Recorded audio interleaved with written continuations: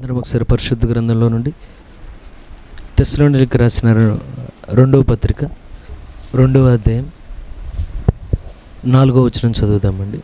తెస్సలోనికీయులకు రాసిన 2వ పత్రిక 2వ అధ్యాయం 4వ వచనం. ఏది దేవుడు అనబడునో, ఏది పూజింపబడునో దానినంతటినీ ఎదిరించుచు దానికంతటికి పైగా వాడు తన్ను తానే హెచ్చించుకొనుచు తాను దేవుడునని తన్ను కనుపరుచుకొనుచు దేవుని ఆలయములో కూర్చుండును గనుక ఏ విధముగానైనను ఎవడును మిమ్మును మోసపరచనీయకుడి. మరి కొద్ది లేఖనాలు వివరించడానికి కల్పనైన నాకును గ్రహించడానికి చేరవచ్చిన మీ అందరికైనా శక్తి అనుగ్రహించిన కాక దయచేసి అందరూ కూర్చుందాం. చేరవచ్చిన మీ అందరికీ మహాగణుడు రక్షకుడైన ప్రభువైన యేసుక్రీస్తు నామమున శుభములండి. దేవుడు మీ అందరిని దీవించిన గాక.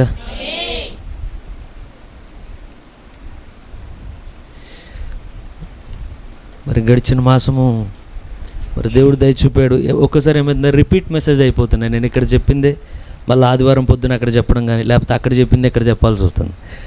అందువల్ల మళ్ళీ మెసేజ్ చేంజ్ చేయడం కూడా నాకు చాలా కొద్ది సమయం మాత్రమే ఉంది. మరి గడిచిన నెల అయితే దేవుడు 3 రోజులకు 3 వర్తమానాలు ఇచ్చాడు.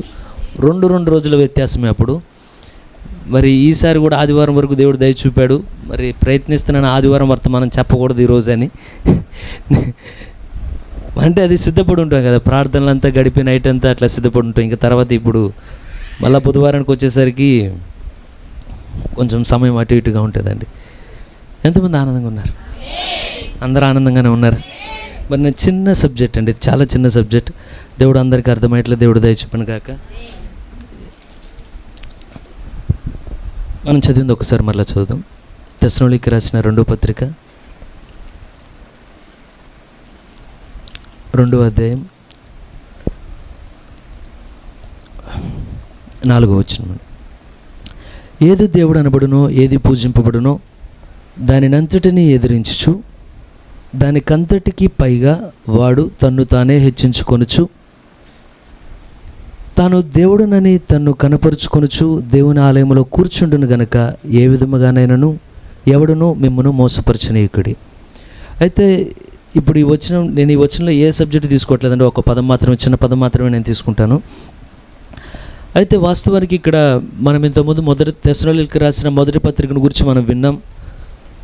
ప్రేమతో కూడిన వాటి గురించి మనం, విశ్వాసంతో కూడిన పని, ప్రేమతో కూడిన ప్రయాసము, నిరీక్షణతో కూడిన ఓర్పు అని. అయితే తెస్సలోనికీయులకు రాసిన మొదటి పత్రికలో 2వ పత్రికలో వీటిలో ఏమంటే సంఘాన్ని మెచ్చుకుంటూ ఉంటాడు. సంఘమా, మీ పరిస్థితి బాగున్నది, మీ యొక్క స్థానం బాగున్నది. కానీ ఎప్పుడైతే ఒక్కసారి తెస్సలోనికీయులకు రాసిన మొదటి పత్రిక 3వ అధ్యాయం 9వ వచనం చదువుతామండి.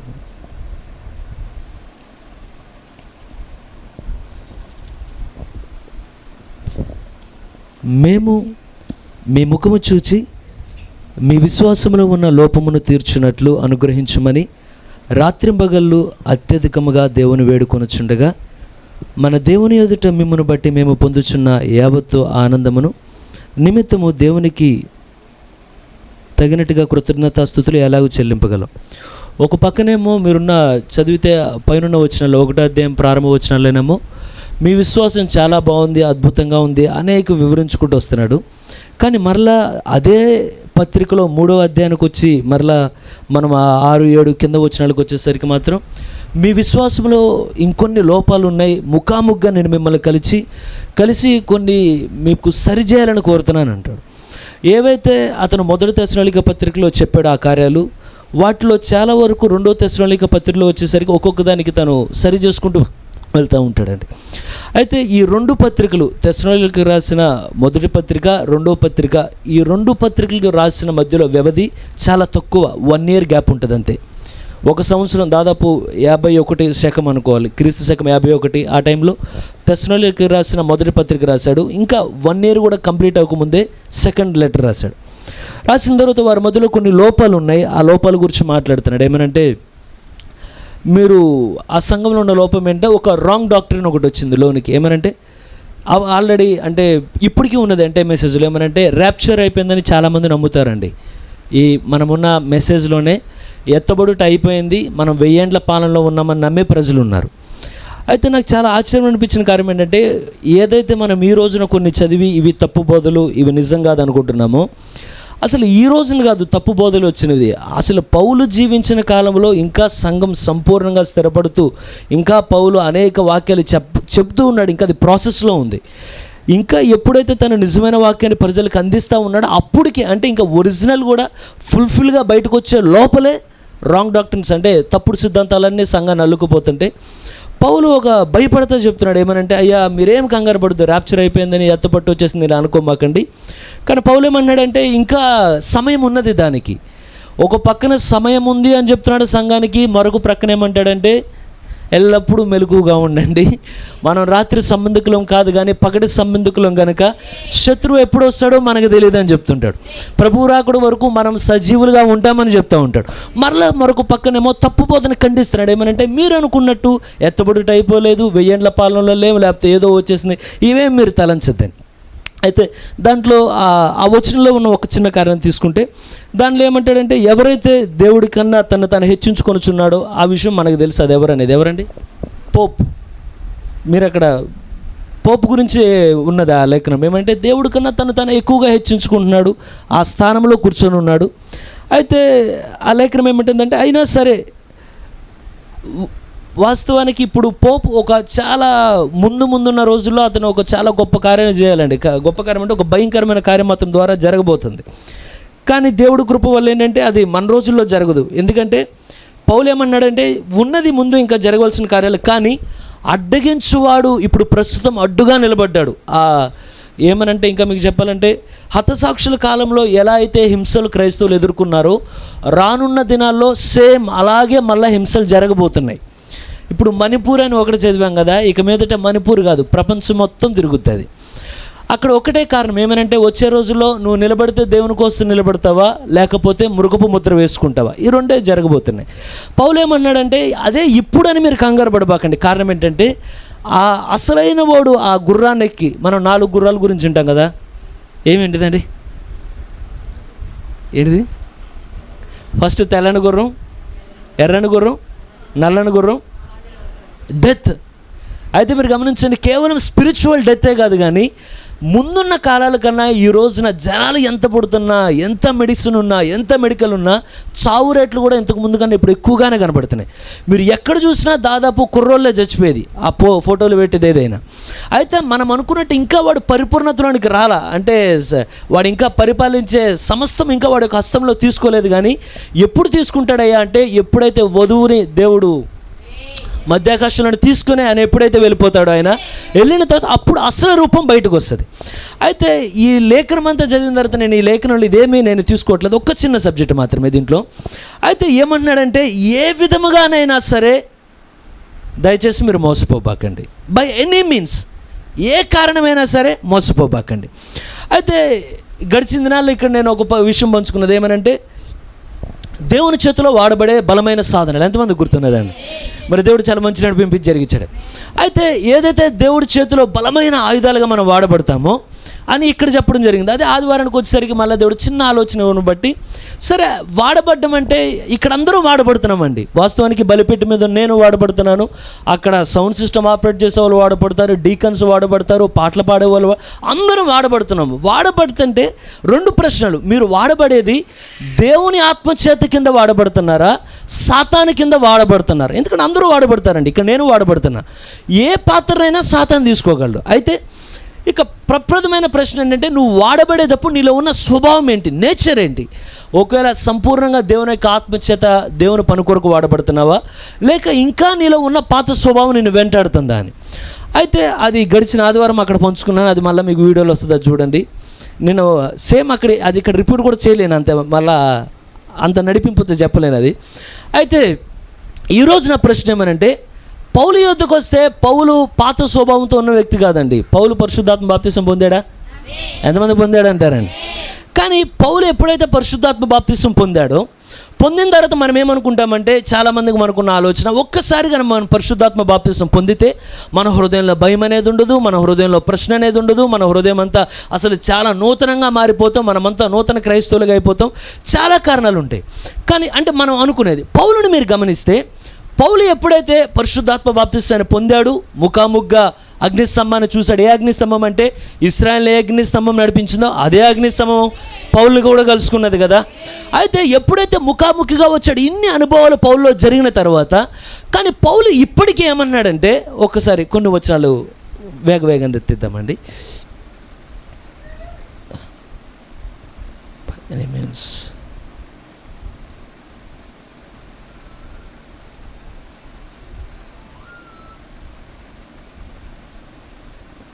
మొదటి కొరింథీ 9వ అధ్యాయం 27వ వచనం.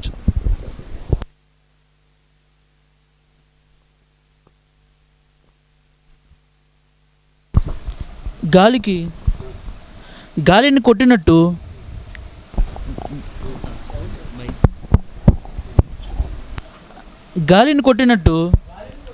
నేను పోట్లాడటం లేదు, కానీ ఒకవేళ ఇతరులకు ప్రకటించిన తరువాత నేనే భ్రష్టుడినైపోదునేమో అని నా శరీరమును నలగొట్టి దానిని లోపరుచుకొనుచున్నాను. చాలండి. పరిశుద్ధాత్మ బాప్తిసం పొందాడు, అతను నూతన సృష్టిగా మార్చబడ్డాడు. కానీ ఇక్కడ ఏమన్నాడంటే, అయినా నాలో ఒక భయం ఉన్నది. ఏమనంటే, ఇంతమందికి సువార్త చెప్పి నేను పరిశుద్ధాత్మను పొందా, నా హృదయాంతరంగంలో పరిశుద్ధాత్మ ఉంది, ఇంతమందికి నేను వాక్యం చెప్పి ఇంతమందిని క్రీస్తులోనికి నడిపించి ఇంతమందిని సువార్త యొక్క వెలుగులో నిలబెట్టి అందరికీ వాక్యం చెప్పిన తర్వాత ఆఖరికి అందరిని హెచ్చరించి నీలో ఈ పొరపాటు ఇవన్నీ అందరికీ చూపించి ఒకవేళ చివరికి నేను భ్రష్టుడిని అయిపోతానేమో, వాక్యం అందరికీ చెప్పాను, అందరినీ సరిచేయాలని కోరాను, అందరినీ నిలబెట్టాలని కోరాను, నా సాయశక్తిలా చేసి ప్రవక్త ఏమంటాడంటే, ఒకవేళ భ్రష్టత్వం అంటే నిజం చెప్పాలంటే ఈ కాలంలో ఉండి ఎత్తుబట్టు కోల్పోవడం, ఇన్ని అదృష్టాలు ఉండిపోతే కూడా అది కూడా భ్రష్టత్వమే అండి. ఎందుకంటే ముందు కాలంలో లేనంత అదృష్టత దేవుడు మీకు మనకి ఇచ్చాడు కనుక మనం పొందుకునే సువర్ణమైన కాలంలో మనం ఉన్నాం ఈ రోజున.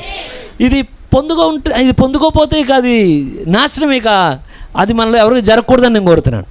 అయితే ఇప్పుడు పౌలు విషయానికి వచ్చేసరికి పరిశుద్ధాత్మ బాప్తిసం పొందాడు, కానీ తనలో ఉన్న ఫియర్ ఏమని ఉన్నదంటే, ఇంతమందికి నేను వాక్యం చెప్పి ఒకవేళ చివరన ఆత్మ నశించిపోతే, ఒకవేళ చెప్పిన మీరంతా పరలోకంలోకి వెళ్ళిన తర్వాత, అంటే జస్ట్ మీకు ఎగ్జాంపుల్ చెప్తున్నాను, మీ అందరికీ వాక్యం చెప్పి మీరంతా పరలోకానికి వెళ్ళిన తర్వాత నేను కింద నుండి మిమ్మల్ని పైన చూస్తున్నాను అనుకో, నాకు ఎట్లుంటుంది? పౌలు అన్నాడు, మీ అందరికీ వాక్యం చెప్పి మిమ్మల్ని బలపరిచి ఒకవేళ మీరంతా వెళ్ళిన తర్వాత నేను విడవబడితే భ్రష్టుని అయిపోతాను కదా అని ఏమన్నాడంటే, ఏ విధముగానైనా బై ఎనీ మీన్స్, అంటే అర్థం ఏంటంటే ఎనీ మీన్స్ అంటే ఏ విధము చేతనైనాను. మీరు ఆ ఒక్క పదం చూద్దామండి. కారణం ఏంటయ్యా అంటే, కొన్నిసార్లు శత్రువునితో పోరాడేటప్పుడు మనం ఏమనుకుంటామంటే, వాడు ఎంచుకునే కారణాలన్నీ పెద్ద పెద్దవే వాడు ఎంచుకుంటాడని కోరుతాం. అంటే ఒకవేళ పెద్ద వ్యాధి మన మీదకి వచ్చేసో, లేకపోతే పెద్ద ఆటంకం మన మీదకి వచ్చో. కానీ శత్రువు ఎప్పుడు ఎలా చేస్తాడంటే, పౌలు ఏమంటాడంటే, ఏ విధము చేతనైనా శత్రువు మిమ్మల్ని మోసపరుస్తాడేమో అనే భయం నాలో ఉన్నదని. కారణం ఏంటంటే, శత్రువు మోసపరిచేటప్పుడు శత్రువుకి చట్టాలు ఉండవండి. సాతాను మన మోసం చేయాలనుకున్నప్పుడు వాడేమో పాలసీలు ఫాలో అవడు. వాడేం కోరుతాడంటే, ఏ చిన్న తప్పు నీలో దొరికినా చాలు వెంటనే నిన్ను క్యాచ్ చేయాలని కోరుతాడు. వాడు పెద్ద వాటి కొరకడు, వాడికి కావాల్సిందంటే ఏ విధము చేత ఏ చిన్నది దొరికినా చాలు నాకని.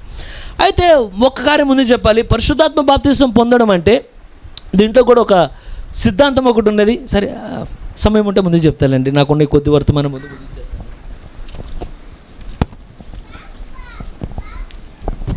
అయితే మీరు ఎంతమంది పరిశుద్ధాత్మ బాప్తిసం పొందానని నమ్మే వాళ్ళు ఉన్నారు? సరే, మీరు ఎంతమంది పరిశుద్ధాత్మ బాప్తిసం పొందుదాం అనుకుంటున్నారు? తెలుసండి, దానికి ఎక్కువ ఆమెలు రావు, దీనికి ఎక్కువ ఆమెలు వస్తాయి. ఓకే, నేను అక్కడ ఉన్నా అలాగే చెప్పొచ్చునేమో. అయితే పరిశుద్ధాత్మ బాప్తిసం పొందితే ముందున్న నీ వ్యక్తిత్వానికి ఇప్పుడున్న వ్యక్తిత్వానికి చాలా వ్యత్యాసం వస్తుంది. ఒకే రోజులో నువ్వు మారిపోతావని నేను చెప్పను, కానీ అది సమయం పడుతుంది నువ్వు మారడానికి. అయితే మీరు ఎక్కడైనా బయట గమనించండి, ప్రతి మనిషిలో ఒక మంచి లక్షణం ఉంటుంది. అతను క్రైస్తవుడు కాకపోయినా ఒక మంచి లక్షణం ఉంటుంది. మీరు కొంతమందిని చూస్తే, మనం ఇక్కడ ఇంత వాక్యం వింటాం, కానీ మన కోపం ఒక్కోసారి కంట్రోల్ అవ్వదు.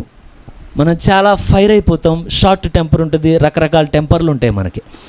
కానీ మీరు కొన్నిసార్లు అన్యత్వంలో ఉన్న కొంతమందిని చూస్తే వాళ్ళలో మీరు కోపం చూడరు, వాళ్ళు చాలా ఓర్పుగా ఉంటారు.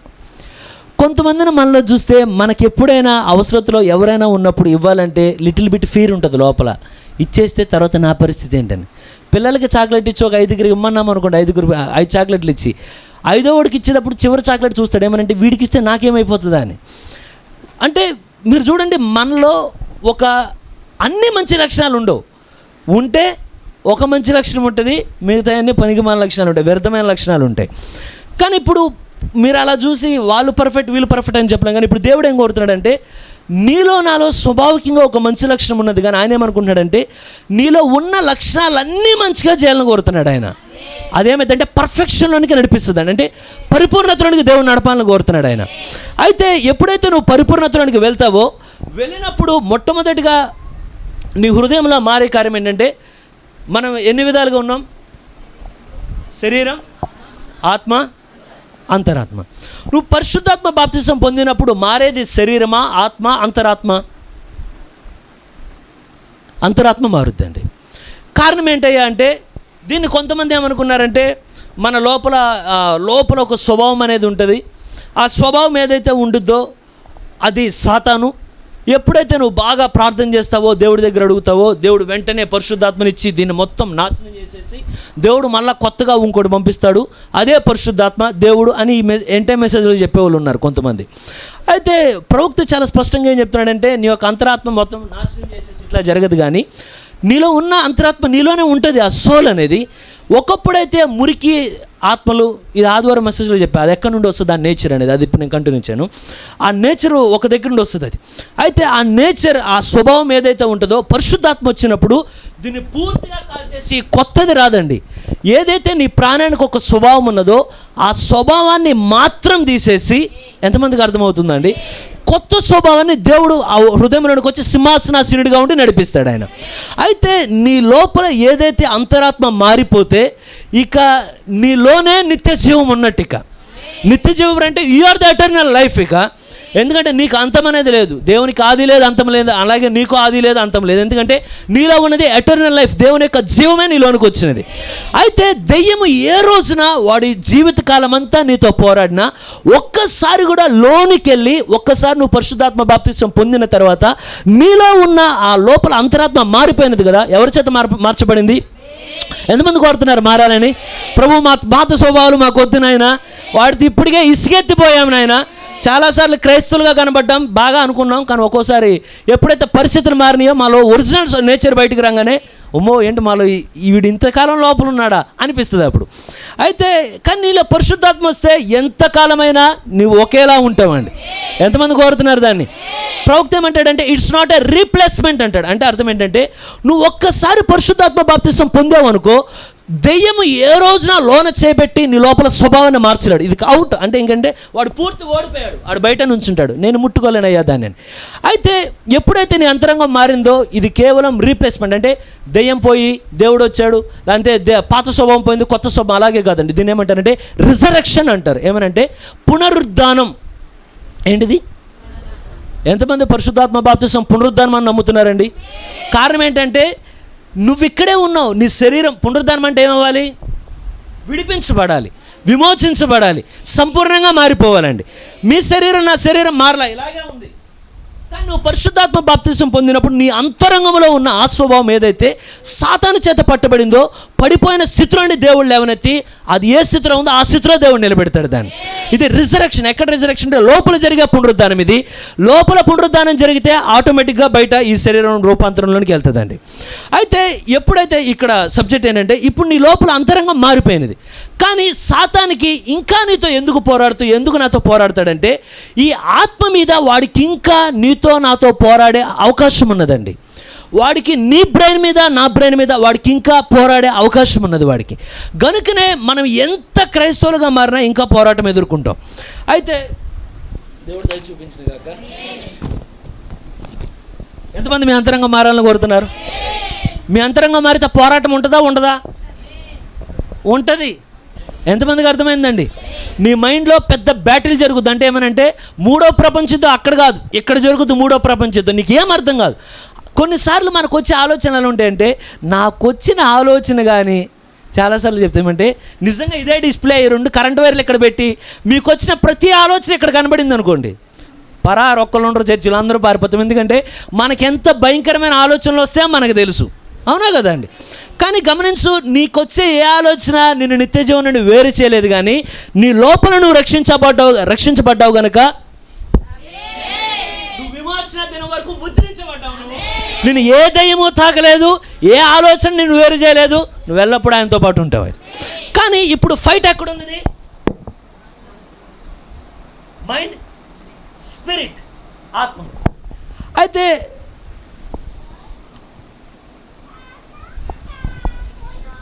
దేవుడు చూపడలేక చాలా చిన్న వర్తమానం అండి. నేను అది దాన్ని మళ్ళీ నాకున్న కొద్ది సమయాన్ని బట్టి నేను ఏర్పాటు చేసుకుంది. అయితే నువ్వు ఎప్పుడైతే దేవుని యొక్క ఆత్మచేత నువ్వు నింపబడ్డావో, ఇప్పటికీ నీకుండే ఫైట్స్లో మొట్టమొదటి బ్యాటిల్ ఏమయ్యా అంటే, నీకు ఇప్పటికీ నీ మైండ్లో జరిగే పోరాటంలో యాంగ్జైటీ. అంటే ఇది నేను ప్రవక్త దగ్గర ఇన్న కేసు మీకు చెప్తానండి. ఈ కేసు ఇక్కడ చాలామందికి ఉంటుంది. చాలాసార్లు ఏమంటే మనం బయటికి కనపడడం, బయటికి చెప్పం, కానీ మన మైండ్లో జరిగే మామూలుగా ఉండవు. చాలా గొప్ప గొప్ప పోరాటాలే జరుగుతాయి. కానీ బయటికి మాటికి praise Lord sister, praise Lord brother, చూస్తే పరిశుద్ధులు మనమే అన్నట్టు కనపడతాం, కానీ లోపల మన మైండ్లో వేరే స్టోరీనే జరుగుతూ ఉంటుంది లోపల. అయితే ఒకసారి ప్రవక్త దగ్గరికి ఒక కేసు వచ్చినది. ఏమనంటే, ఎంతమందికి అర్థమైంది? ఇప్పుడు మనసులో పోరాటం ఉంటుందా? మీ ఏకాగ్రత వాక్యం మీద ఉంచండి. అయితే ఎప్పుడైతే దేవుడు దయ చూపును గాక, ఒకసారి ఒక స్త్రీ గురించి ప్రవక్త దగ్గర ఆవిడ ఒక సాక్ష్యం ఉన్నది. ఆ అమ్మాయికి ఉన్న వ్యాధి ఏమంటే, చాలామందికి ఉంటుందండి ఈ వ్యాధి, బయటకు కనబడదు, చాలా మంచిగా కనబడుతాం, కానీ ఈ వ్యాధి లోపల ఉంటుంది. ఆమెకున్న వ్యాధి, శరీరం ఏమి జ్వరం రాదు, శరీరంలో ఏమి కురుపులు రావు, శరీరంలో ఏమి పట్టలు జారినంత వ్యాధి ఏమీ లేదు, కానీ ఆవిడకున్న చిన్న వ్యాధి ఏమయ్యా అంటే హృదయం లోపల భయం. అది ఎటువంటి భయం అంటే, ఆవిడకి చిన్నప్పటి నుండి ఏం అర్థమయ్యేది కాదు. ఏమనంటే, తోటోళ్ళు అందరూ ఆడుతూ ఉంటే తను వెళ్ళి తొందరగా కలుపుగా వాళ్ళతో కలుగు చేసుకుని ఆడలేకపోయేది, దూరంగా ఉండేది. ఎందుకు దూరంగా ఉంటుందో తెలియదు. ఎప్పుడైతే మిగతా వాళ్ళంతా అందరూ వచ్చి మాట్లాడుతూ ఉంటే వెళ్ళి స్పష్టంగా అంటే ఫ్రీగా మాట్లాడలేకపోయేది. తనలో ఏదో అర్థమవుతూ ఉంటుంది, ఏదో నన్ను ఆపుతుంది. ఎప్పుడు లోన్లీనెస్, అంటే ఒంటరిగా ఉండడానికి ఇష్టపడేది. ఒకరోజు ఏమైనదంటే, వాళ్ళ ఇంటికి వాళ్ళ దూరం నుండి ఎవరో చుట్టాలు వచ్చి అపార్ట్మెంట్లో ఉన్నారు. ఉండగానే ఈ అమ్మాయి ఎప్పుడైతే పనుకొని ఉన్నదో నిదానంగా ఆవిడకి తెలుస్తున్నది. ఎప్పుడు భయం ఉంటుంది. ఆ భయం ఎట్లా అంటే వింత భయం. ఎలా అంటే, పనుకున్నది వాళ్ళ పేరెంట్స్ లోపల, ఈవిడ ఇక్కడ పనుకొని ఉన్నది. ఈవిడికి వెంటనే థాట్ ఏమొస్తున్నదంటే, అందరూ రూమ్లో డోర్ వేసుకొని పనుకున్నారు కదా, ఒకవేళ ఇప్పుడు లోపల కరెంటు షార్ట్ సర్క్యూట్ అయ్యి పెద్ద మంటలు వచ్చేసి లోపల అందరూ కాలిపోతే, వెంటనే భయం వస్తుంది. వెంటనే అవతల లోపలికి నడుచుకుంటూ వెళ్ళి, ఏమి లేనట్టు వెళ్ళి మమ్మీ వాటర్ అంటుంది, వాటర్ తాగుతుంది. లోపలికి వచ్చి, అరే ఏం అవ్వలేదు మా మమ్మీకి, ఏం అవ్వలేదని మళ్ళీ పనుకుంటుంది. ఈ లోపల ఎప్పుడైతే బయట నుండి ట్రక్ వెళ్తుంటే మళ్ళీ ఇంకో భయం, ఒకవేళ ఆ ట్రక్ కరెక్ట్గా మా ఇంటికి వచ్చి మా ఇంట్లో వాళ్ళు గుద్దేస్తే. ఇంకా మీకు ఇలా కూడా అర్థం కాదు, కానీ ఈ ఆలోచన మనకి ఎలా వస్తాయంటే, స్కూల్కి పిల్లోడు వెళ్ళాడు అనుకోండి, ఏం జరగక్కర్లా, కేవలం నీ గేమ్ అంతా ఇక్కడ జరుగుతూ ఉంటుంది. వాడికి ఏం అవ్వలా, కానీ గేమ్ ఎక్కడ స్టార్ట్ అయ్యిద్ది? ఇక్కడ స్టార్ట్ అయ్యిద్ది. వాడు ఇప్పుడు వెళ్ళినప్పుడు ఏదైనా యాక్సిడెంట్ అయ్యి ఉంటే ఏం అవ్వలేదు అక్కడ.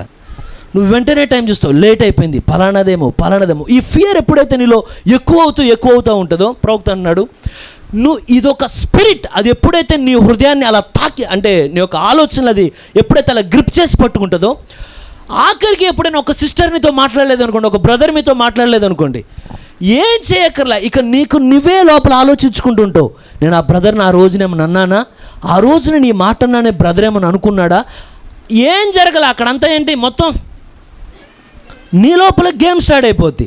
ఒకవేళ ఇద్దరు క్లోజ్గా మాట్లాడుకున్నారనుకోండి, ఎవరో ఒకవేళ అన్నా చెల్లి ఎవరన్నా మనకు తెలియదు, అది వెంటనే మన మైండ్లో ఒక గేమ్ స్టార్ట్ అయిపోద్ది. పలానా అనుకుంటా, అసలు ఏం జరగదు అక్కడ. కానీ ఫియర్ అంతా ఎక్కడ స్టార్ట్ అవుతుంది? ఎంతమందికి అర్థమవుతుందని చెప్పాను? ఇదొక స్పిరిట్ అండి, ఇదొక ఆత్మ. మనం ఏమనుకుంటామంటే చాలాసార్లు ఇది సహజంగా జరిగే కార్యాలు ఉంటాయి. ఎప్పుడైతే ఈ వ్యక్తులు ఎక్కువ ఏమనంటే, ఇక చాలామందికి ఉంటుందండి ఈ ఆలోచన. ఏమంటే ఏం జరగదు, ఖాళీ కూర్చుంటారు, అసలు ఏం జరగదు. కూర్చొని ఉండగా టెన్షన్ పడిపోతా, అది అలా జరిగిందేమో, అది అలా అయిపోయిందేమో, మా అమ్మాయికి అలా అయిపోయిందేమో, ఏం అవ్వలేదు అక్కడ.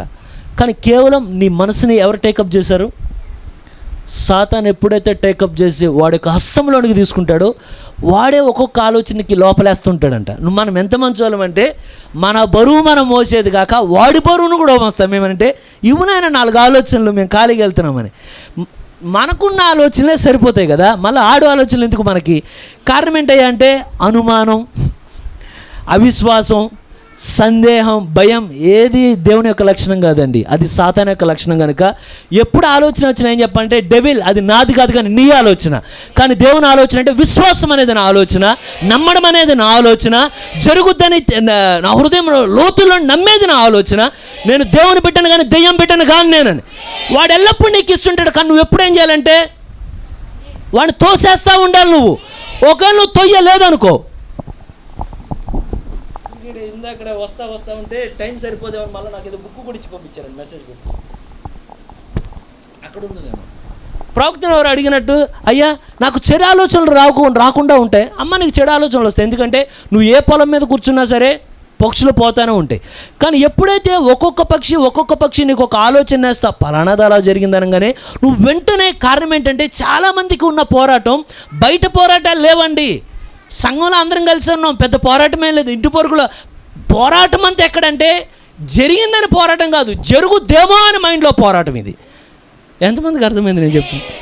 ఏం జరగలే కానీ పోరాటం ఏంటంటే ఎవరు చెప్పారు నీకు? దేవుడు చెప్పలేదే. ఆయన ఏమన్నాడంటే నేను నీతో చెప్పేది నెరవేరు వరకు నిన్ను విడువను, నిన్ను ఎడబాయను, నేను నీతో నడుస్తాను ఆయన చెప్తే, ఒక్క నిమిషం ప్రభువా, ఇంకోటి ఏదో ఆలోచన నాకు వస్తున్నది. ఏమనంటే నువ్వు అయిపోతావు, పలానా ఇల్లు అయిపోతారనగానే నీ టెన్షన్ వాస్తవానికి టెన్షన్ అనుకోమాకండి. It's evil spirit. కనుక నువ్వు నేనేం చేయాలంటే సాతాన్ని గద్దించడే అపవాదిని. ఎంతమంది వాడు పారిపోవాలని కోరుతున్నారు? వాళ్ళు చెప్పారు ఏమనంటే ఆరాధన స్థలానికి చాలామంది రాలేరంట. కారణం ఏంటంటే వాళ్ళకున్న ఈ ఆలోచనలు కుప్పలు అయిపోయి గుమ్మం కూడా సరిపోతాయి. ఏమంటే పలానా చరిత్రలో ఏమీ జరగలేదు అక్కడ. ఎంతమందికి అర్థమవుతుందండి? పౌలు ఏమనంటే ఏ విధము చేతనైనా ఎక్కడో పోపు వచ్చి మనల్ని ఆత్మీయంగా దెబ్బ కొట్టాడండి. ఎందుకంటే మనకు తెలుసు పోపు నిజం కాదని ఇవన్నీ తెలుసు. కానీ మనకి ఎక్కడ జరుగుతుందంటే పోరాటం మైండ్. ప్రతి చిన్న దాంట్లో వాడు పోరాడతాడు. రెండోది, ఎంతమంది కళలు వచ్చేవాళ్ళు ఉన్నారు? కళలు వస్తాయా? కళల్లో సాతాను శోధిస్తాడా? ఏంటంటే అసలు కళలు అంటే అదేదో హెచ్డి మూవీలాగా మేము ఎప్పుడు కళలు వస్తాయి కదా. కళలను కూడా సాతాను వాడుకోగలడా? దేవుడు వాడుకుంటాడా? శుభ్రంగా వాడుకుంటాడండి. యోసేపు దగ్గర వాడుకున్నాడు దేవుడు కళని, దానియేలు దగ్గర వాడాడా దేవుడు, ఫరో దగ్గర వాడాడా దేవుడు. మరి సాతాను కూడా మిమ్మల్ని శోధించే కళలు ఇస్తాడా ఇవ్వడా? పక్కా 100% ఇవ్వగలడు. శోధించే కార్యాన్ని తేగలడు నీ ఆలోచనలకి. గడిచిందనే అక్కడ దాకా ఎందుకు, ఆదివారం పునరుద్ధానం ముందు నేను మెసేజ్ చెప్పడానికి నిలబడేటప్పుడు ఒక డ్రీమ్ నాకు వచ్చినది. చాలా భయం అనిపించింది నాకు అది రాగానే. ప్రభువా ఏంటిది, నేను వెళ్ళేమో నిలబడడానికి వెళ్తున్నా అక్కడికి, నేనే అసలే గిద్యోని పరిస్థితి నాది. వెళ్ళేటప్పుడు ప్రభువు నాకున్న ఈ సమయాన్ని బట్టి ఎక్కడ నేను భయంతో ఉంటే వచ్చిన కళ చాలా వింతగా ఉన్నది. అది చాలాసేపు ఆలోచిస్తున్నా, ఇదేంటి ప్రభు. కారణం ఏంటంటే కొన్నిసార్లు దేవుడిని కలిచ్చాడు అనుకో, దేవుడు నిన్ను భయపెట్టడానికి ఇవ్వడండి. దేవుడు నిన్ను జాగ్రత్త పరుస్తాడు, దేవుడికి ధైర్యాన్ని కూడా ఇస్తాడు. ఆయన వెంటనే తన శక్తిని తోడుకొంచి నువ్వు భయపడ మాకు, నేను నీతో ఉన్నాను. శ్రమలో కూడా నడిచే దేవుడు కదా ఆయన. కానీ దెయ్యం శోధిస్తే అలా శోధించడు. ఒక పని కొరకు నువ్వు సిద్ధపడుతుంటే, ఎప్పుడైతే నువ్వు దేవుని యొక్క పని కొరకు నువ్వు ముందుకెళ్తావో వాడికి ఉన్న సాయశక్తిలో నిలబడతాడు. కారణం ఏంటంటే సాతాను ఏమంటారంటే రూత్లెస్ ఫెలో అంటారు. అంటే అర్థం ఏంటంటే, మీరు ఎప్పుడన్నా ఇదివరకు BBC ఇవి చూసేవాడిని. అంటే జంతువులు ఇవి చూసినప్పుడు కొన్ని జంతువుల్లో దయ ఉంటుందండి. ఎలా ఉన్నా కొన్ని జంతువుల్లో దయ అనేది ఉంటుంది. ఎలా అంటే కొన్నిసార్లు చిరుతపుళ్ళు వేటాడితే దొరికిందని పట్టుకుని టక్కుమంది తినేస్తాయి. కానీ కొన్ని పిల్లల్ని చూస్తే, ఒకసారి ఒక కోతిని దాని వెనక పిల్ల ఇంకా వేలాడుతూ ఉంటుంది. ఎప్పుడైతే ఇది వెళ్ళి గప్పుకున్న కోతిని పట్టుకుంటుందో కోతి మెండ చీల్చేస్తూ ఉంటుంది. కానీ దాని వెనక ఇంకా పిల్ల వేలాడుతూ ఉంటుంది. ఇది కోతిని తినేస్తుంది కానీ దాని పిల్ల దగ్గరికి వెళ్ళేసరికి ఏదో జాలి హృదయం. ఏమంటే అది పులే, దానిలో ఉన్నది క్రూర స్వభావమే. కానీ అక్కడికి వెళ్ళేసరికి కోపం అంటే అంత ర్యాష్గా వెళ్ళట్లేదు, కానీ కొంచెం అడిగేస్తున్నది. ఇంకా ఏ దాన్ని మళ్ళీ దగ్గరికి రానివ్వట్లా, ఇదే పెంచుతుంది పైకి తీసుకెళ్ళి. కానీ దెయ్యం ఎన్నడూ నీ పట్ల దయ చూపించడు, వాడికి మెర్సీ అనేది ఉండదు. వాడు నీ కుటుంబం ఆత్మీయంగా బలంగా ఉందా, ఏదో విధం విన్నాం కదా, బై ఎనీ మీన్స్ ఏ విధము చేతనైనా ఎంతమందికి అర్థమైందండి? బై ఎనీ మీన్స్ నువ్వు ఎక్స్పెక్ట్ చేయలేవు. అంటే నా కుటుంబంలో సాతాను పలానా వాడిని పాత్రగా వాడుకుంటాడా, నువ్వు ఎక్స్పెక్ట్ చేయలేవు, కానీ వాడుకుంటాడు వాడు. ఎంతమందికి అర్థమవుతుంది నేను చెప్తాను? ఎవరినైనా వాడుకుంటాడండి, వాడికి ఎవడు గొప్ప కాదు. అంటే ఎవరినైనా ఎవరు అవకాశం ఇస్తే వారు వాడుకుంటాడు. సంఘాన్ని మీరు చూడండి, సంఘం ఎప్పుడైతే కొన్నిసార్లు ఉద్యమం వెళ్తూ ఉంటే దెయ్యం ఎక్కడో ఒకరిని వాడతాడు, మనం ఎక్స్పెక్ట్ కూడా చేయలేం పలానా వ్యక్తిలోకి దెయ్యం జ్వరపడుతుందని. కారణం ఏంటంటే మీరు అపోస్తల కార్యం చూడండి, పరిశుద్ధాత్మ ఎంత అద్భుతంగా వాడబడే సమయంలో అపోస్తల కార్యం 1 బాగానే ఉంది, 2 బాగానే ఉంది, 3 బాగుంది, 4 బాగుంది. కానీ అననీయ సప్ఫీరా ఎలా వచ్చారు లోపలికి? ఏ విధము చేతనైనను మిమ్మల్ని మోసపరుచునేమో, ఏ విధము చేతనైనా నిన్ను పడగొట్టునేమో, ఏ విధము చేతనైనా నీ వెనకబడునేమో. అయితే మనం ఏం చెప్పాలంటే, ఏ విధము చేత సాతాను వచ్చినా ఏ విధముగా ఆయన రక్షించగలిగిన దేవుడు అగ్నికి యువతలా రక్షించగలడు. ఎంతమంది నాతో పాటు ఉన్నారండి? ఏ విధము చేతనైనా రక్షించే దేవుడు మనం కలిగి ఉన్నామండి. కనుక నువ్వు కూడా ఎలా పోరాడాలంటే ఏ విధము చేతనైనా కలిగే పోరాటాన్ని, ఎంతమంది ఉన్నారు నాతో పాటు? బై ఎనీ మీన్స్ ఏ విధంగా జరిగినా బలంగా ఉండండి. ఎంతమంది సాతాను శోధిస్తాడని నమ్ముతున్నారు? అయితే ఆవిడకి వచ్చిన కళ ప్రవక్త ముందు అడుగుతున్నది, అయ్యా నాకు ఒక కళ వచ్చినది, ఏమనంటే నువ్వు స్పిరిచువల్గా ఎప్పుడైనా ఆత్మీయంగా ఎక్కువగా దేవునికి దగ్గరగా ఉండినప్పుడు ఏమైనా శోధించే కళలు వెనుకబడినట్లు ఏమొచ్చినా వెంటనే తీసుకోమాకు. ఎందుకంటే కళ కన్నా ప్రాముఖ్యం ఏంటంటే నీ జీవితంలో ఏం జరుగుతుందో నీకు తెలుస్తుంది యథార్థంగా మన హృదయంలో. ప్రవక్త దగ్గరకు వచ్చి కళ చెప్తుంది, అయ్యా నాకు వచ్చిన కళ ఏమయ్యా అంటే, నేను ఎప్పుడైతే పనుకొని ఉన్నానో చుట్టూ చీకటి వాతావరణం వచ్చేస్తుంది నా చుట్టూ, నేను ఎలా చూస్తూ ఉన్నా చీకటిని. ఈ లోపల నేను ఇలా ఇక చీకట్లో నాకు ఏం కనబడక ఇలా తడుముతూ వెళ్తూ ఉన్నాను. ఎప్పుడైతే నేను వెళ్తూ ఉన్నానో నా హస్బెండ్ కూడా తడుముకుంటూ వెళ్తున్నాడు, నా కుమారుడు కూడా తడుముకుంటూ వెళ్తున్నాడు, నా భార్య అనుకుంటూ. ఎప్పుడైతే ఆ కుటుంబంలో మిగతా సభ్యులు కూడా ఇలా తడుముకుంటూ వెళ్తున్నారు, దయచేసి చెప్పు, నువ్వు ప్రవక్తవు కదా, నీకు హృదయ రహస్యాలు తెలుస్తాయి. కొంతమందిని ప్రవక్త అంటాడు, మీరేమనుకోమాకండి. ఒక కార్యాన్ని గురించి చెప్పినప్పుడు ఒక వ్యక్తిని అంటాడు, నేను ఆ వ్యక్తికి ఒక సలహా ఇద్దాం అనుకుంటున్నాను, ఆ వ్యక్తి పెళ్లి చేసుకోకుండా ఉండాలని కోరుతున్నాను అన్నాడు ఒక ఆయన గురించి. ఎందుకంటే పెళ్లి చేసుకుంటే ఆ ఆవిడికి భూమి మీద నరకం చూపిస్తాడని చెప్పాడు, హెల్ ఆన్ ద ఎర్త్ అని చెప్పాడు. అంటే ఏమనంటే నువ్వు కానీ ఒక వ్యక్తి గురించి చెప్పాడు, ఏమనంటే నువ్వు కానీ పెళ్లి చేసుకోనుకో నాయన, ఖచ్చితంగా నీ భార్యకు నువ్వు భూమి మీద అక్షరాల నరకం ఎలా ఉంటుందో బయట చెప్తారు కదా, రాపిచ్చేస్తావు నువ్వు భూమి మీదే. కారణం ఏంటి? నీ స్వభావం అలా ఉంటుంది. కారణం ఏంటంటే ఇది ప్రవక్త కాదు, ప్రవక్తలో ఉన్న పరిశుద్ధాత్మ అండి. మనిషి నుంచి ఉంటే మనిషి జీవితంలోనికి వెళ్ళి అతను నిజమైన క్రైస్తవుడో కాదో చెప్పగలిగిన తలాంతుని దేవుడు ఇచ్చాడు ఆయనకి. కానీ ఇప్పుడు వెంటనే అడుగుతున్నాడు ఈ సహోదరు నిలబడి, అయ్యా నువ్వు నిజమైన ప్రవక్తవి, మేము మిమ్మల్ని నమ్ముతున్నాం, ఒకవేళ నా జీవితంలో ఏదైనా లోపం ఉంటే దయచేసి నాకు చెప్పు, నా కళ్ళను వెంటాడుతుంది. ప్రవక్త వెంటనే అంటున్నాడు, ఒక్కసారి నీ కళ్ళలో నువ్వు ఎక్కడున్నావు చెప్పు. అయ్యా నా కళ్ళలో నేను తెల్లని ఇసుక మీద ఉన్నాను అయ్యా. వెంటనే ప్రవక్త అన్నాడు, అమ్మ నీకున్న టెన్షను ఎక్కడి నుండి రాలా, నువ్వు క్రియేట్ చేసుకున్నావు. తెల్లని ఇసుక దేని చూపుతున్నదంటే నీతిని చూపుతున్నది. తెల్లని ఇసుక, నేను మళ్ళీ రాశాను 2 పాయింట్లు చెప్తాడు దాంట్లో. రైచియస్నెస్ అంటాడు, అంటే ఏమంటే నీతిని చూపిస్తుంది, నువ్వు దేవునితో సరిగానే ఉన్నావు. దయచేసి ఇప్పుడు నీకు పోవాల్సినది ఏంటంటే నీ జీవితంలో ఏమీ మారాల్సిన అవసరం లేదు. నువ్వు బలహీనమవుతున్నావు కదా, నాలో పొరపాటు ఉందని దేవుడు ఏమంటున్నాడంటే నీలో పొరపాటే లేదు, కానీ ముందు నీ హృదయాన్ని నిబ్బరపరుచుకో. నువ్వేమనంటే సాతాను నీకు నా మీద అవకాశం లేదు, కానీ నేను క్రీస్తుతో సమాధానంగా ఉండాలని నేను కోరుతున్నాను, సాయశక్తిలో నేను ఉండాలని కోరితే దెయ్యం ఎన్నడూ దూరం చేయలేదు కదా. ఎంతమందికి అర్థమవుతుందో? వెంటనే ప్రవక్త అన్నాడు, అమ్మ నువ్వు కానీ ఇలాగే నీరసిస్తున్నావు అనుకో, ఫస్ట్ రోజు నువ్వు వెళ్తావు, తర్వాత నీతో పాటు మీ ఆయనకి డౌట్ వస్తుంది, తర్వాత మీ కొడుకు డౌట్ వస్తుంది, చివరికి కుటుంబం అంతా ఏమైందంటే అయోమయంలో నడుచుకుంటూ వెళ్తారు. మీరున్న దారి సరే, కానీ ఏం చేయాలంటే నువ్వు కలిగి ఉన్న దాన్ని గట్టిగా పట్టుకున్నాం. ఎంతమందికి అర్థమవుతున్నదో అండి? ఏమంటే నువ్వు ఏ స్థితిలో ఉన్నావు దాంట్లో సరిగా నువ్వు నిలబడు, శత్రువుని నేమీ చేయలేడండి, కానీ వాడు బెదిరిస్తూ ఉంటాడు. ప్రవక్త అన్నాడు, దయచేసి ఏమనంటే కుటుంబంలో ఒక్కడు డీలా పడ్డాడు అనుకోండి, ఏమైంది? కుటుంబంలో ఒకళ్ళు హాస్పిటల్లో ఉంటే ఏమైంది? పిల్లలు మళ్ళీ పార్క్కి వెళ్ళి తిరుగుతారా? ఏమైంది? ఒకళ్ళు క్యారేజ్ ఇవ్వడానికి ఒకళ్ళకి. కారణం ఏంటంటే కుటుంబంలో ఒక్కడు మైండ్ సాతాన్ని జడగొడితే కుటుంబం మొత్తాన్ని జడగొడతాడండి. కానీ కుటుంబంలో ఒక్కడు ధైర్యంగా నిలబడ్డాడు అనుకోండి, ఎంతమందికి అర్థమవుతున్నదో? పౌలు ఓడలో ఎంతమంది? పౌలు ఒక్కడే ధైర్యంగా నిలబడ్డాడండి.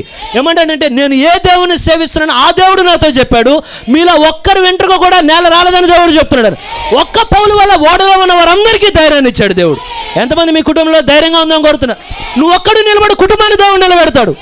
నువ్వు ఒక్కదానివి అయ్యో నాకేమైపోతుందో తెలియదన్నావు అనుకో,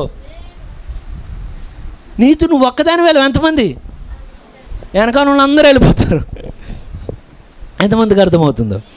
అయితే అర్థమవుతుందా అండి? దెయ్యం ఎలా శోధిస్తాడు? యాంగ్జైటీ అంటే నువ్వు బాగానే ఉంటావు, కానీ లోపల ఫీలింగ్ ఏమనంటే నా బిడ్డలు బయటికి వెళ్ళారు, ఏమైపోతుందో.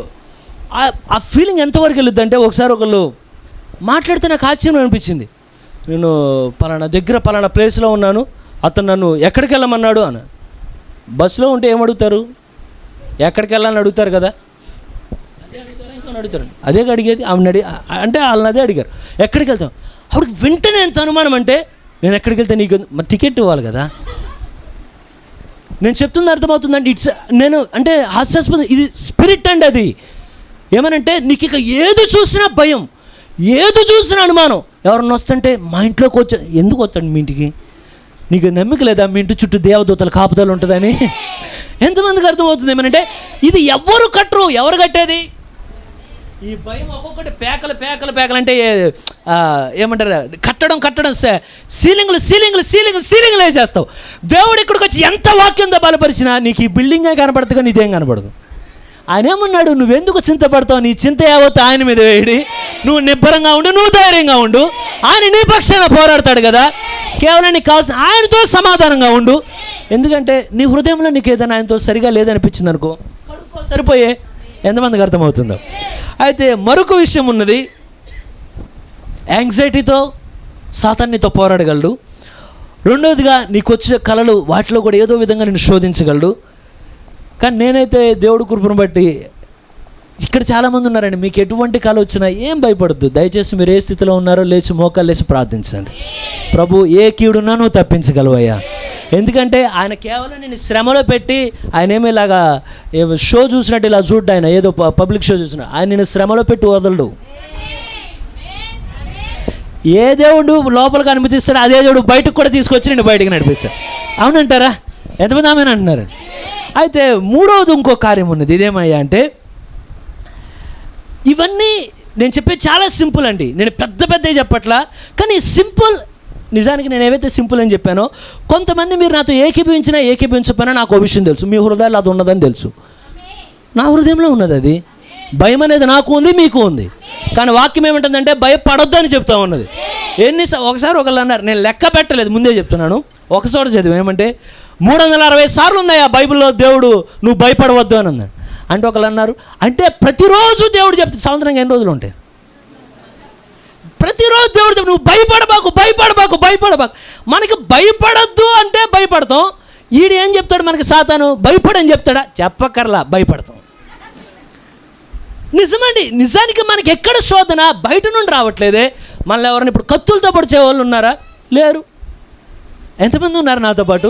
కానీ ఎక్కడ జరుగుతుంది అంతా? మైండ్.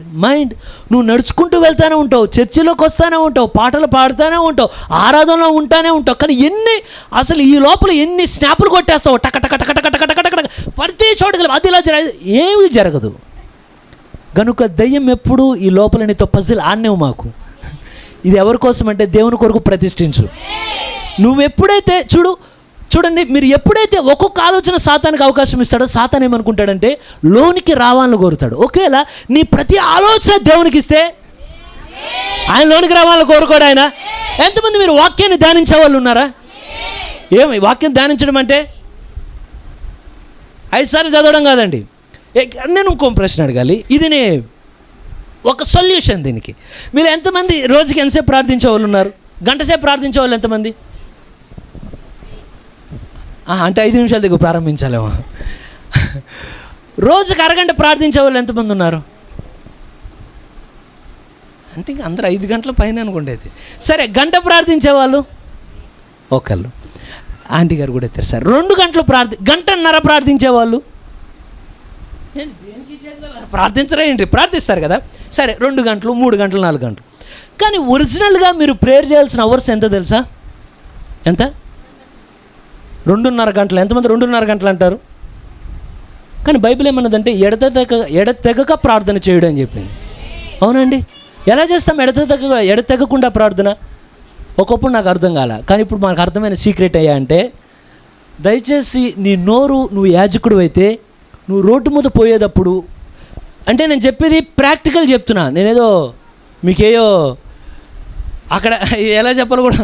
కారణం ఏంటంటే నీ లైఫ్ నువ్వు చేంజ్ చేయాలంటే చాలా సింపుల్ కార్యాలు ఉంటాయండి. మీరు చూడండి, నేను ఇంతకుముందు కొంతమంది గురించి చదివితే వాళ్ళ గురించి ఆశ్చర్యం అనిపించేది. ఈ వ్యక్తులు దేవుడితో ఎంత దగ్గరగా ఎలా బతికారు? కేవలం ఒకటే, నీ తలంపులు ఆయనకి ఇచ్చి చూడు. ప్రవక్త చాలా నీ హృదయాన్ని ఆయనకి ఇవ్వడు కాదు, నీ తలంపులు ఆయనకి ఇచ్చి చూడు. ఎంతమందికి అర్థమవుతుందండి?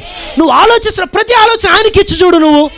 కారణం ఏంటయ్యా అంటే, మీరు ఎంతమంది అనారోగ్యం చేత ఉన్న వారి కొరకు ప్రార్థించే వాళ్ళు ఉన్నారు? ఎంతసేపు ప్రార్థిస్తారండి? ఎంతసేపు ప్రార్థిస్తారు?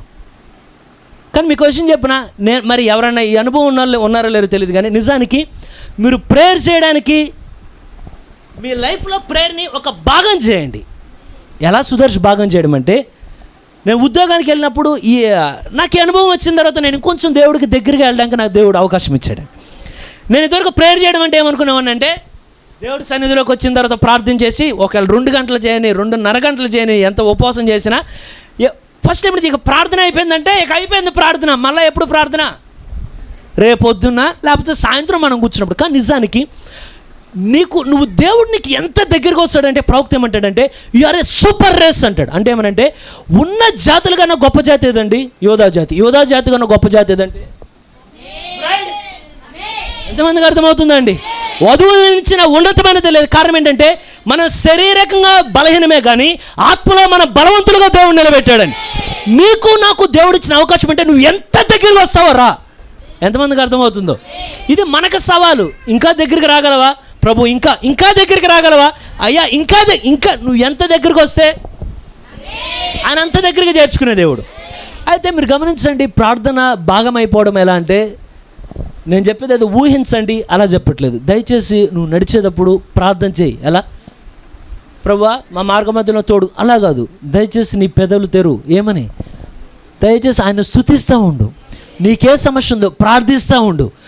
నీకే విషయం తెలుసండి, మీరు ఎప్పుడైతే మీరు ప్రార్థిస్తారో మీ ఆలోచనలు చూడండి, దెయ్యం పట్టుకోలేడు. దేవుడే వెంటనే ఆ సమయాలు ఏమైందంటే, ఇంతకుముందు సాక్ష్యాలు ఉన్నాయి. మరి మీకు ఎంతమంది తెలిసిన వాళ్ళు ఉన్నారు లేరు?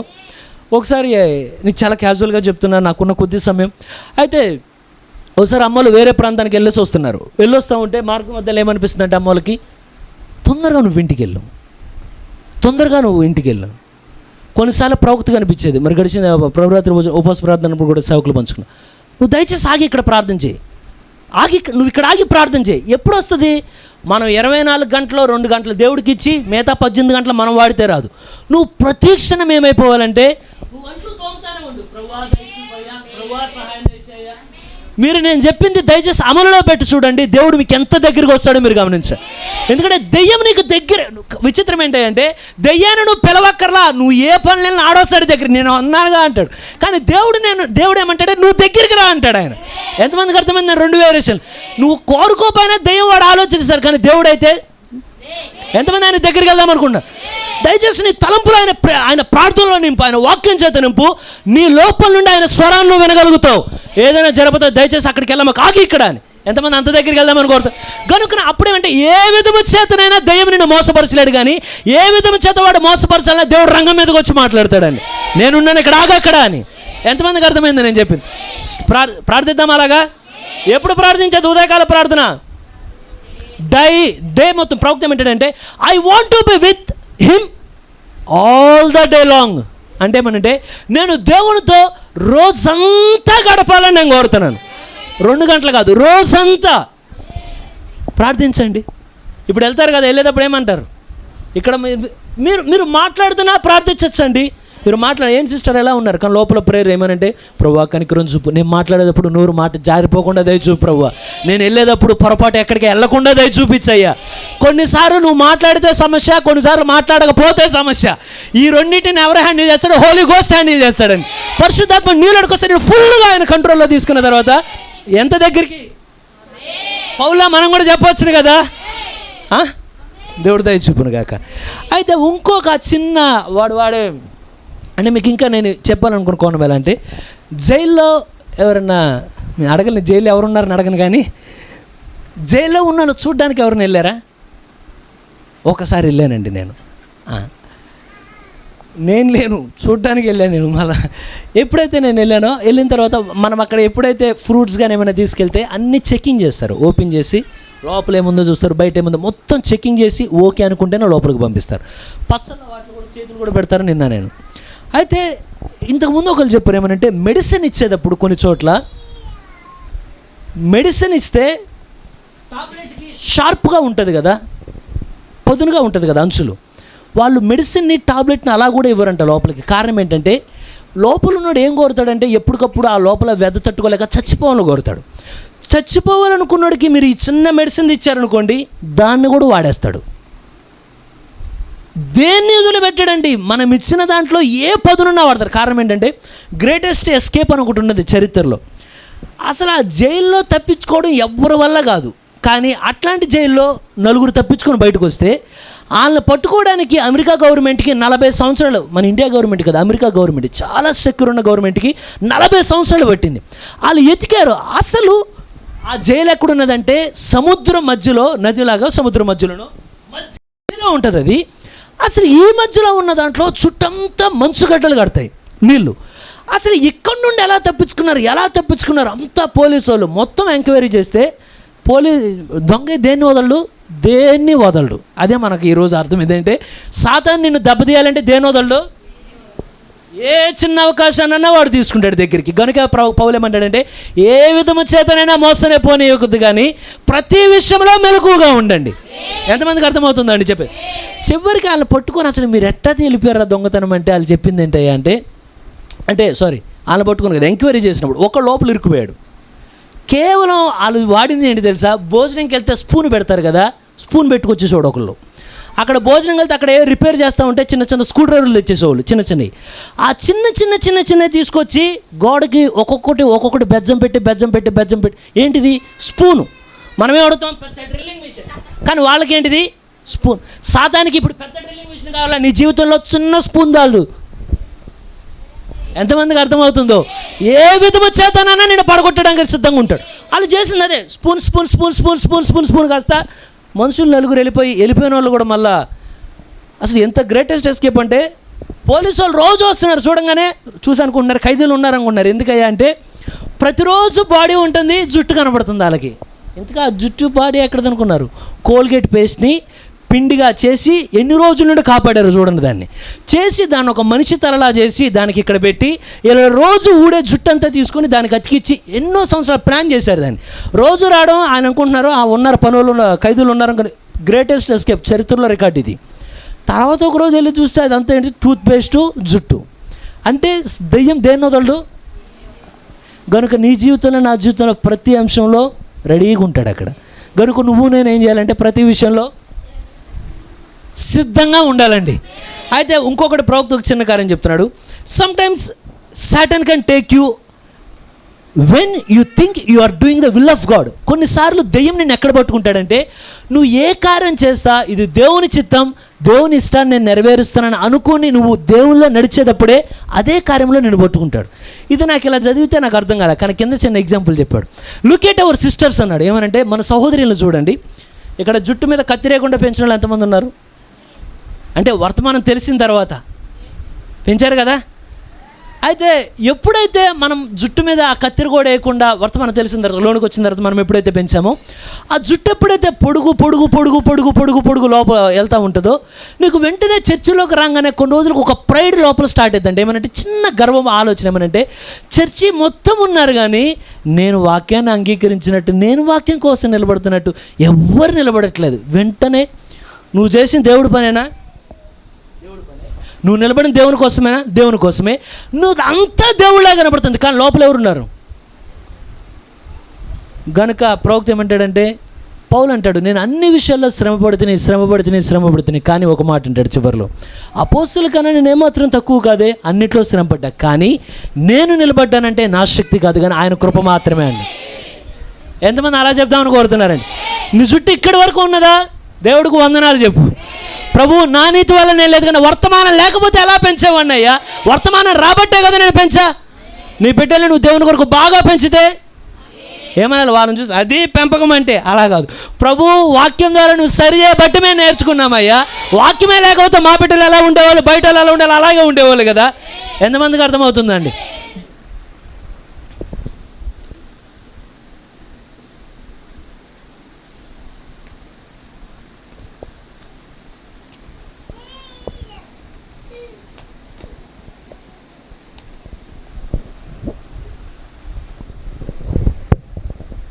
అయితే యాంగ్జైటీలో పట్టుకుంటాడు, నీకుండే భయంలో పట్టుకుంటాడు సాతాను నిన్ను. రెండవదిగా ఏంటండి? డ్రీమ్స్ ఏమైనా మనకు వచ్చే కళల్లో కానీ ఎలా అయినా శోధిస్తాడు. తర్వాత నువ్వు ఏదైతే దేవుని కొరకు సమర్పణ చేస్తావో నీలో ఒక ఫీలింగ్ తెప్పిస్తాడు. ఏమంటే నువ్వే దేవుని కొరకు నిలబడ్డావు, నువ్వు తప్పెవరు నిలబడ్డావు, చూడు నువ్వే నిలబడ్డావు. ఎప్పుడైతే మనం ఒక్క ఆలోచనకి అవకాశం ఇచ్చి నేనే నిలబడ్డానంటావో అవుట్. మన అందరి దృష్టిలో ఓకే, కానీ దేవుడు అంటాడు నీలో గర్వం వచ్చింది, క్యాన్సిల్ చేస్తాడు. అయితే ఇంకో కార్యం ఉన్నది. ఏమనంటే కొన్నిసార్లు అంతా బాగానే ఉంటారండి, వాక్యం అంతట్లో బాగానే ఉంటారు, కానీ చాలా చిన్న చిన్న వాటిలో ఓడిపోతారు. అయితే ప్రవక్తన్నాడు, keep yourself spiritual before God. ఎల్లప్పుడూ నీకు నువ్వు దేవుని ముందు ఆత్మీయంగా నిలబడు. ఎలా? Keep yourself always prayed up. ప్రతి సమయంలో ప్రార్థనతో నిలబడు ఆయన ముందు. Keep yourself ready that the hour is already arriving. నువ్వు ఎల్లప్పుడూ దేవుని ముందు ఆయన ఆత్మ ఇచ్చినప్పుడు ఎలా ఉండాలంటే ఎల్లప్పుడూ సిద్ధపాటుతో, ప్రభువు నువ్వు ఏ క్షణం ముందు వస్తున్నావని నేను ఎరుగను కనుక ప్రతి క్షణం నేను సిద్ధంగా ఉండాలనయ్యా కోరాలి. నువ్వు ఎంతమంది ఉన్నారు నాతో పాటు? Keep your self away from unbelief. నీ హృదయంలో వచ్చే ప్రతి అవిశ్వాసాన్ని దేవునాత్మ నీలో ఉన్నది కనుక దాన్ని తోసేస్తూ ఉండాలి. ఏమనంటే నాలో దేవుడు తన పరిశుద్ధాత్మ అనే పౌరాన్ని ఉంచాడు కనుక ఆ పౌరం చాలా సున్నితమైనదండి. మనం మూర్ఖులం, మనం దుష్టులం, మన ఆలోచన కఠినంగా ఉంటాయి, కానీ పరిశుద్ధాత్మ చాలా సున్నితమైన వాడు. ఆయన ఎప్పుడైతే పరిశుద్ధాత్మ ఉన్నప్పుడు నీకు నువ్వే పోరాడాలంటే బయట నుంచి ఏమనంటే లోపల పరిశుద్ధాత్మ ఉన్నాడు కనుక అన్బిలీఫ్ బయటకు వెళ్ళి అవిశ్వాసం నువ్వు లోనికి రమ్మకని. Keep yourself refresh in his presence. ఎల్లప్పుడూ ఎప్పుడు నువ్వు దేవుని సన్నిధిని ఎప్పుడు తాకావంటే గడిచిన ఆదివారం కాదు, ఎల్లప్పుడూ ఆయన సన్నిధిలో రిఫ్రెష్ రిఫ్రెష్ రిఫ్రెష్ రిఫ్రెష్ తాజా తాజా తాజా తాజాగా ఉండే ఆయన సన్నిధిలో. ఎప్పుడు వస్తుంది? నువ్వు ఎల్లప్పుడూ ప్రార్థనలో గడిపితే ఆయన సన్నిధిలో ఎల్లప్పుడూ తాజాగా ఉండగలుగుతాను. Keep yourself sanctified. నువ్వు ఏ స్థలంలో ఉన్నా, నువ్వు లోకంలోకి వెళ్ళినా, ఎక్కడున్నా నువ్వు ఒక వింతైన వ్యక్తిని మర్చిపోబాకు. నిన్ను నువ్వు ప్రతిష్ఠించుకొని జీవించు. నువ్వు ఉద్యోగ స్థలం వెళ్తావో, చదువుకున్న స్థలమో, సంఘమో, ఇల్లో, ఎక్కడైనా నీకు నువ్వు కీప్ యువర్ సెల్ఫ్ శాంక్టిఫైడ్, ప్రతిదానికి దూరంగా దేవునికి దగ్గరగా నువ్వు జీవించు. Keep your self shut in just a few minutes with God. దేవునితో దగ్గరగా నువ్వు నిలబడు. దయచేసి అందరు లేచి నిలబడదామండి.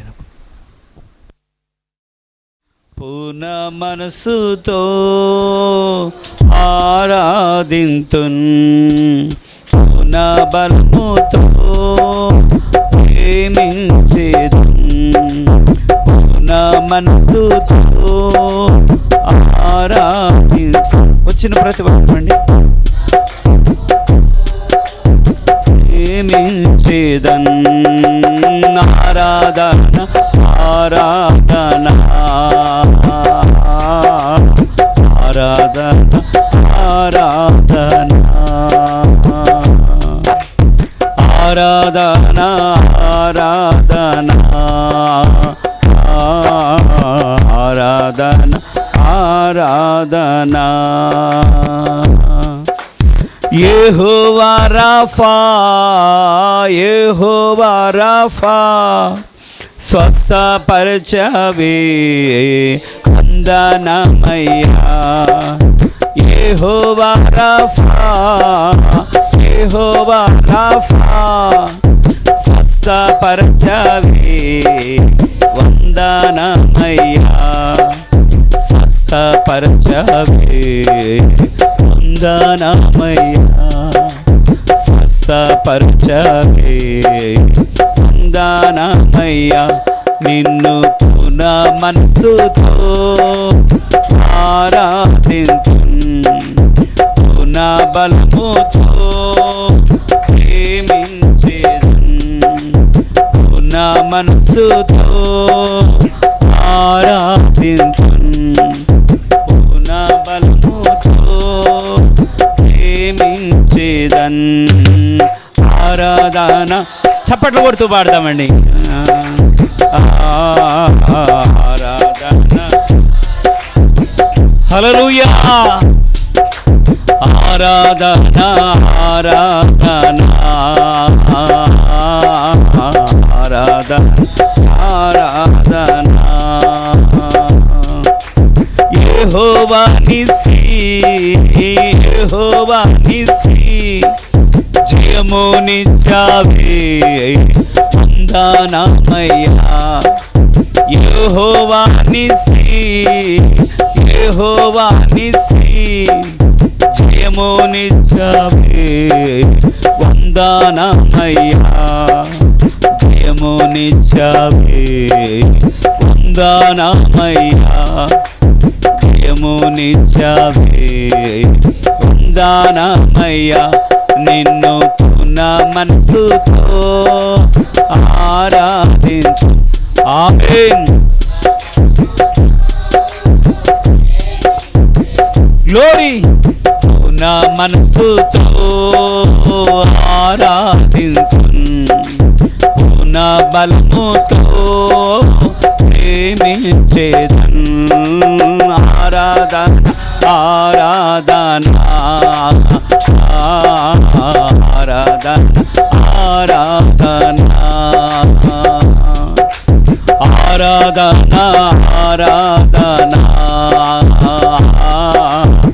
ఆరాధన ఆరాధన. ఎల్రోయి ఎల్రోయి నన్ను చూచావే వందనమయ్యా. ఎల్రోయి ఎల్రోయి నన్ను చూచావే వందనమయ్యా. నన్ను చూచావే వందనమయ్యా. నన్ను చూచావే వందనమయ్యా.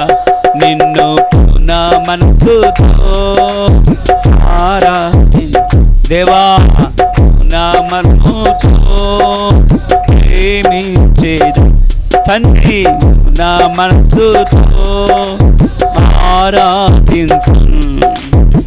నా బలముతో ప్రేమించేదన్. ఆరాధన ఆరాధన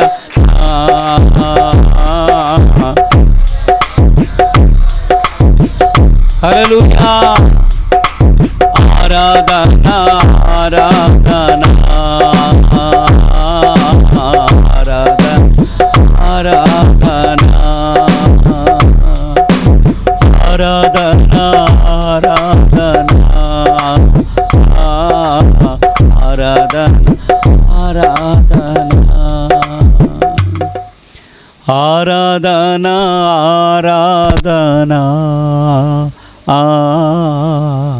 ఆరాధన ఆరాధన.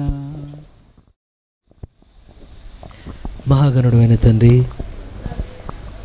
మరి ఏ విధము చేతనైనను తండ్రి, మరి మేము ఏదైతే వర్తమానం పట్టుకుని ఉంటున్నామో, ఏ క్రీస్తుతో అయితే తండ్రి మరి మేము జీవించాలని నిర్ణయం కలిగి ఉంటున్నామో, ఏ విధము చేతనైనను ప్రభు వదిలిపెట్టకుండా దయ చూపించండి. మరి యాకోబు జీవితమును గమనిస్తుండగా తండ్రి, అతను కూడా ఏ విధము చేతనైనను తండ్రి మరి ఆశీర్వాదం పొందాలని ప్రయత్నించాడయ్యా. అయ్యా మరి దయచేసి అల్పులుగా మేము అడుగుచుండినాం ప్రభు. మరి మా భయాలు ఏమున్నా తండ్రి దయచేసి వాటిని తొలగించమని అడుగుచుండినాం. భయం అనేది నీ గుణలక్షణము కాదయ్యా, భయం అనేది నువ్వు మాకు ఇచ్చిన వరము కాదయ్యా. కానీ మా హృదయాల్లో కట్టే ఈ భయం అనే దాన్ని తండ్రి దయచేసి ఆ మేడలు పగలగొట్టమని అడుగుచూ ఉండినాం. భయాన్ని తొలగించమని మేము అడుగుచూ ఉండినాం. అయ్యా నువ్వు ఎల్లప్పుడూ భయపెట్టు దేవుడు కాదు కానీ తండ్రి, నువ్వు ధైర్యపరచు దేవుడు అయిండిన్నావు, బలపరచు దేవుడు అయిండిన్నావు, నిలబెట్టు దేవుడు అయిండిన్నావు, నడిపించు దేవుడు అయిండిన్నావు, మార్గము చూపు దేవుడు అయిండిన్నావు అయ్యా. కానీ మా హృదయంలో ఎందుకని భయం కలుగుతూ ఉండిన్నదో అయ్యా, అనేక సార్లు మా హృదయాల్లో కలిగే భయం కనీసం అవి జరగని వాటి గూర్చి తండ్రి మరి దయ్యం ఏదైతే మాలో ఎక్కించాలని కోరుచూ ఉండి ఉన్నాడో ప్రభు, విశ్వాసం మా ముందు తండ్రి అది యోధుడుగా నిలబడి ప్రభు వాటన్నిటిని పడగొట్టునట్లు దయ చూపించండి. మా తలంపులు భయము చేత కాదు కానీ తండ్రి, దయచేసి నీ ప్రేమ చేత నింపబడినట్లుగా, దేవుని గూర్చిన తండ్రి అయ్యా మరి తలంపుల చేత నింపబడినట్లుగా దయచేసి కనికరాన్ని చూపించండి అయ్యా. అయ్యా మరి ఏదైనా స్థితిలో మేము నీ కొరకు నిలబడినా తండ్రి, నిలబడింది మేము కాదు కానీ తండ్రి, కేవలం ఉచితమైన కృప మాత్రమే మమ్మల్ని నిలబెట్టింది అయ్యా. అయ్యా వాక్యమని ఇవ్వకుండా ఉండి ఉంటే తండ్రి మేము నిలబడడానికి ఏది లేదు కానీ తండ్రి, మాకు ముందు వారి వలె మేము ఉండేవారమయ్యా. కానీ వాక్యం మా ఎద్దుకు రాబట్టేనే ప్రభువా, ఆ వాక్యం మా ఎద్దుకు వచ్చినందున వలననే నాయనా మేము ఆ జీవితాలు కడుగుకొనగలుగుతున్నామయ్యా, సరిచేసుకోగలుగుతున్నామయ్యా, పరీక్షించుకోగలుగుతున్నామయ్యా. అయ్యా మరలా నీకు ఇష్టంగా మేము మారగలుగుతూ ఉండి ఉన్నామయ్యా. మా హృదయాంతరంగంలో ఏ స్థితిలోనైనా మేము ఇది చేశామనే ఆలోచన మాకు రాకుండానట్లుగా ఏ విధము చేతనైనా తండ్రి గర్వం మాలోకి రాకుండా దయ చూపండి అయ్యా. కానీ ఏ విధము చేతనైనను తండ్రి మేము నిలబడే హృదయాలు మాకు దయచేయండి అయ్యా. ఏ విధము చేతనైనను నైనా శత్రువుని ఓడించే విధానం నేర్పండి అయ్యా. ఏ విధము చేతనైనను తండ్రి జ్యేష్ఠత్వం కొరకు పోరాడే హృదయాన్ని దయచేయండి అయ్యా. ఏ విధము చేతనైనను నైనా ఆశీర్వాదాల కొరకు నీ పాదాల దగ్గర మొర్రపెట్టే హృదయాన్ని దయచేయండి అయ్యా. నువ్వు మాకు ఒక మార్గాన్ని ఏర్పరిచావయ్యా. క్రీస్తే మాకు మార్గమై ఉండి ఉన్నాడయ్యా. నిన్ను తప్ప మేము ఏ స్థానంలోకి మేము వెళ్ళలేము. కానీ దయచేసి ఎవరు కలవరపడకుండా దయ చూపించండి. నిజమే తండ్రి, కుటుంబాలు ఆనందంగా ఉన్నవన్నా, సంఘము నీలో నడుస్తూ ఉన్నదన్నా తండ్రి, సాతాను వాడి అడుగులు మా వెనుకనే వేసుకొని వచ్చినయ్యా. కానీ దయచేసి వాడికినైనా మా మీద అధికారం లేదు కానీ తండ్రి, మా మీద పూర్తి అధికారం నీవు కలిగిన దేవుడు అయ్యా. మా చుట్టూ ఎల్లప్పుడు నీ దేవదూతల కాపుదలను ఉంచావయ్యా. మా చుట్టూ మీ రక్షణ ఉంటుందని మాట ఇచ్చావయ్యా. నువ్వు మాట ఇచ్చిన దేవుడు నమ్మదగిన దేవుడు గనుక, వాగ్దానం చేసిన దేవుడు నెరవేర్చగలిగిన దేవుడు గనుక మరలా ఈ రాత్రి కాలం మంది అడుగుచూ ఉండి ఉన్నామయ్యా. ఏ విధము చేతనైనను తండ్రి మేము పడిపోకుండా నిలబెట్టండి. దయచేసి మీ కనికరాన్ని చూపండి అయ్యా. మరి ఈ రాత్రి కాలం మందు తండ్రి ఈ కొద్ది సమయం దయ చూపినావు తండ్రి. మరి దయచేసి వచ్చిన బిడ్డలందరినీ దీవించండి. ఎంతమంది అనారోగ్యం చేత ఉండి ఉన్నారో తండ్రి అయ్యా, మరి అనారోగ్యం కలిగించే భయం ఏది వారి హృదయాలు ఏలుబడి చేయకుండానట్లుగా అయ్యా, మరి భయం కన్నా విశ్వాసం గొప్పదై ఉన్నది కనుక అయ్యా, మరి చూడని వాటిని నమ్మే శక్తి విశ్వాసానికి ఉన్నది కనుక తండ్రి దయచేసి మీ బిడ్డల జీవితాల్లో అయ్యా హృదయాలను విశ్వాసం చేత నింపండి. మరి ఎటువంటి అనారోగ్యమైన తండ్రి అయ్యా దాన్ని స్వస్థపరిచే శక్తి నీ రక్తంలో ఉన్నదయ్యా. నీ రక్తాన్ని మీరు ప్రోక్షించమని అడుగుచూ ఉండిన్నాం. ఇక్కడ నుండి వ్యాధిగ్రస్తులుగా కాదు కానీ తండ్రి, వ్యాధిని జయించి వెళ్ళినట్లు దయ చూపండి, ఆరోగ్యాన్ని పొంది వెళ్ళినట్లు దయ చూపించండి, స్వస్థతో తిరిగి వెళ్ళినట్లు దయ చూపండి అయ్యా. ఎవరైనా కుటుంబాల్లో కలతల మధ్యలో ఉండినా తండ్రి దయచేసి సమస్తం నుండి సమాధానాన్ని దయచేయండి అయ్యా. అయ్యా ఎవరైనా ఆత్మీయ జీవితంలో వెనుకజారే స్థితిలో ఉన్నా తండ్రి అయ్యా, ఈ చివరి సమయంలో ఎవరు వారి యొక్క పట్టును వదలకుండానట్లుగా తండ్రి, ఈ చివరిలో మేము శక్తిలా ప్రయత్నించినట్లుగా మా హృదయాల్లో బలాన్ని దయచేయండి తండ్రి. దయచేసి సంఘం చుట్టూ మీ కాపుదల ఉంచండి, ప్రతి విశ్వాస చుట్టూ మీ కాపుదల ఉంచండి, ప్రతి ఒక్కరిని ఇలా నిలబెట్టమని అడుగుచూ ఉండినామయ్యా. మేము ఈ స్థలమును విడిచి వెళ్ళుచున్నప్పుడు అయ్యా మేము చివరిగా కలిగి ఉన్న ప్రార్థనా సమయం ఇదే కాదు కానీ తండ్రి అయ్యా 24 గంటలు ప్రార్థించడం నేర్పండి అయ్యా. ఏ పనిలో ఉన్నా ప్రార్థించడం నేర్పండి అయ్యా. అయ్యా పనిలో ఉన్నా ప్రార్థించడం నేర్పండి అయ్యా. మాట్లాడుచున్నా ప్రార్థించడం నేర్పండి అయ్యా. ఏ స్థితిలో ఉన్నా తండ్రి మా హృదయ తలంపులు నీ వైపే ఉండినట్లుగా తండ్రి దయచేసి అటువంటి నేను ఉన్నతమైన స్థితిలో మమ్మల్ని నిలబెట్టండి తండ్రి. మరి నేను జరగబోయే ఆరాధనలో ప్రభు మరింత శ్రేష్టంగా నడిపించండి. మరి మరింత సమయము, మరింత నడిపింపు, మరింత ప్రార్థనతో మేము ప్రభు రాగలుగునట్లుగా మార్గాన్ని తెరవండి తండ్రి. జరిగే ఆరాధనలన్నింటిలో మీ కృపను తోడుగా ఉంచమని ఈ ప్రార్థన ప్రభువైన యేసుక్రీస్తు నామములో అడిగి వేడుకొనున్నాము తండ్రి. ప్రభువైన యేసుక్రీస్తు కృప, ఆయన ప్రేమ, ఆయన సన్నిధి, ఆయన శక్తి మనకును పరిశుద్ధులందరికీ తోడయ్యుండునుగాక. ఆమేన్. God bless you. దేవుడు మేము దీవించునుగాక. God bless.